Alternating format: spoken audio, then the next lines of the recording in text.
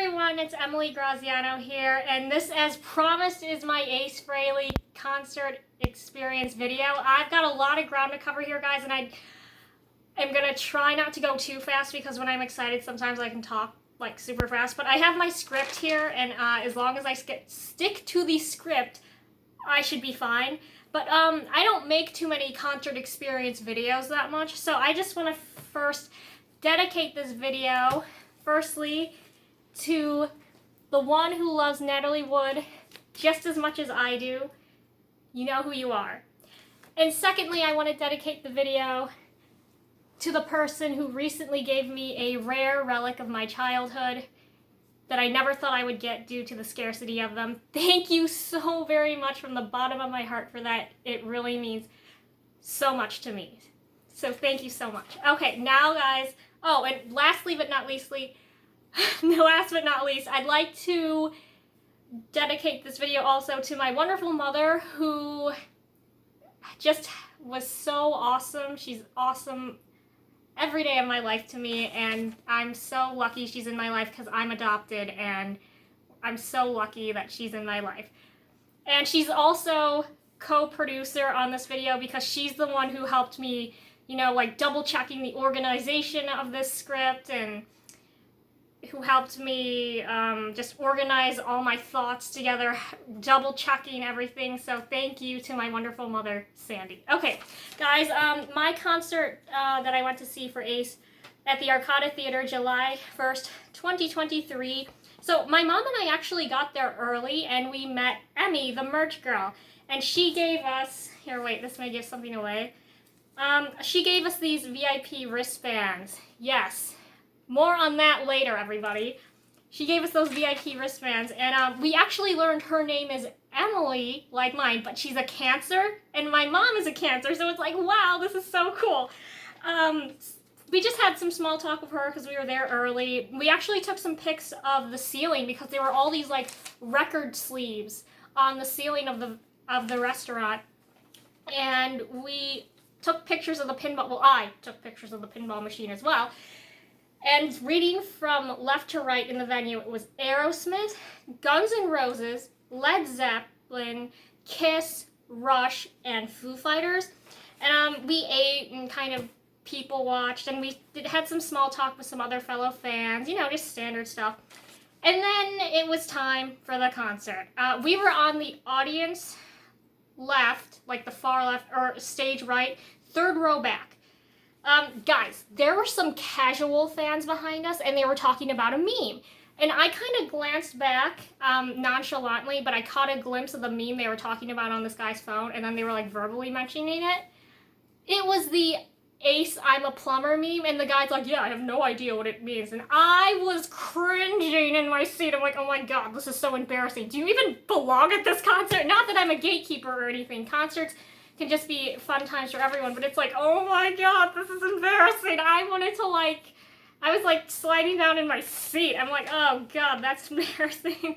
Really embarrassing. The opening band was a band called McKenna. I've never heard of them. Looking them up online, they were like a husband and wife duo and a friend. So that was actually really good. The lead singer, Mrs. McKenna, oh my gosh, I forgot her name.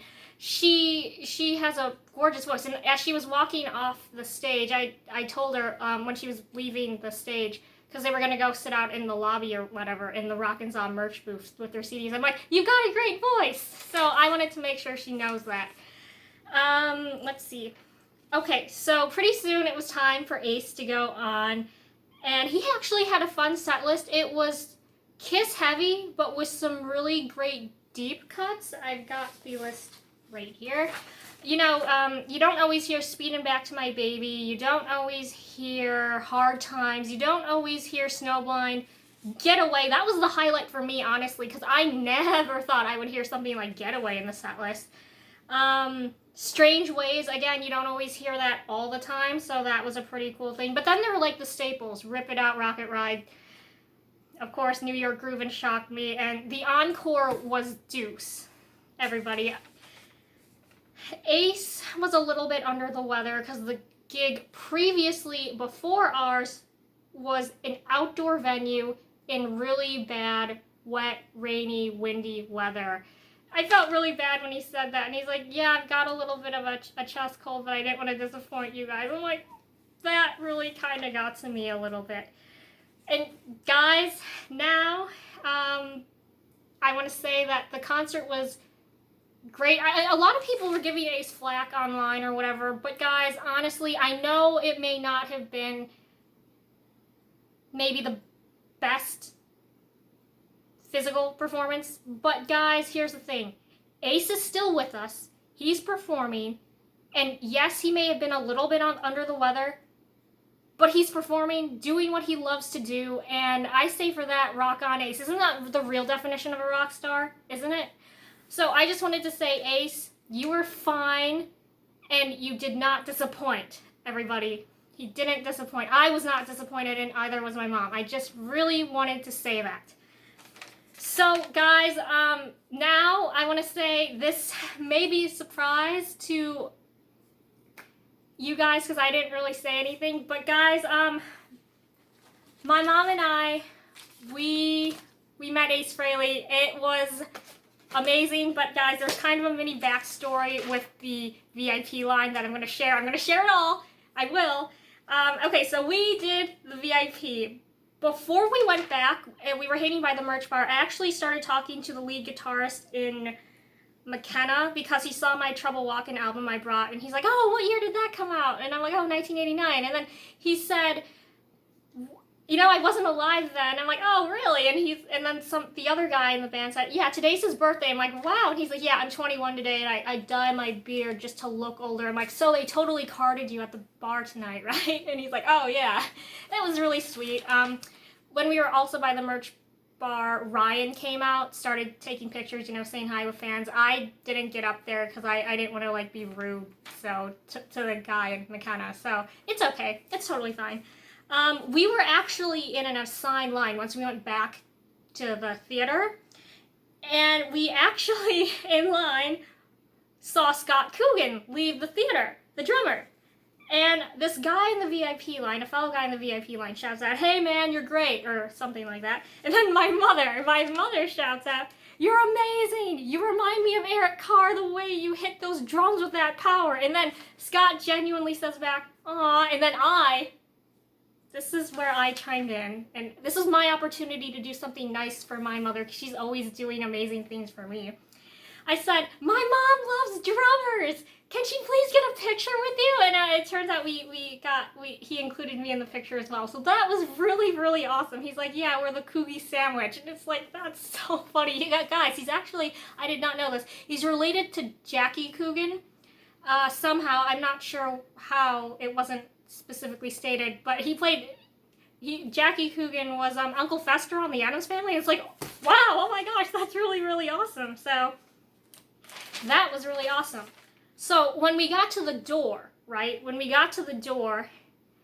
John walked out, and he double-checked who my mom and I were, just because they do that, and once we verified who we were, he actually hugged us both, and that was kind of unexpected, but very welcome, and it was actually a really cool gesture, one that I really, really thought was just so genuinely nice. I really, really surprised myself with how just